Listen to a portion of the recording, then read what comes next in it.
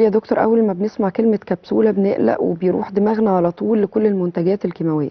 عايزين حضرتك تطمنا، هل الكبسولة دي ممكن تكون بتحتوي على الألياف الطبيعية ولا ممكن يكون ليها آثار جانبية؟ طيب، او ده اللي كانت النقطه اللي انا كنت بكلمك فيها دلوقتي، ان احنا طالما اعشاب فاحنا بنحتاج لها ميه سخنه. مم. لان لو في ماده كيماويه او كيميكالز اتحط عليها ميه سخنه باظت.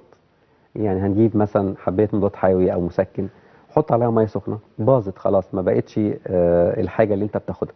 اي حاجه كيماويه بتبوظ بميه سخنه، على عكس الاعشاب او الحاجات الناتشورال.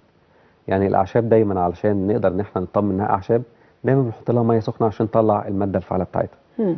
وطبعا سهل قوي ان انا افتح الكبسوله، احط الاعشاب في كوبايه واصب عليها ميه سخنه، انا كده طلعت من الماده الفعاله بتاعتها.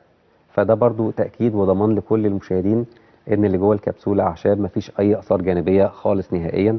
بالعكس، احنا بناخد كل الفوائد اللي موجوده جواها.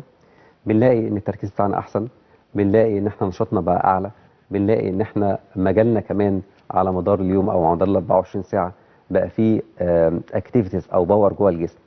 أم، طبيعي ان اي حد وزنه هينزل هتلاقي عنده طاقة إيجابية كويسة قوي، بيبتدي إن هو يعود مرة تانية يبقى عنده باور إنرجي، أو إن هو حاسس إن هو لا وزنه بينزل، فده بيديله تشجيع أكتر.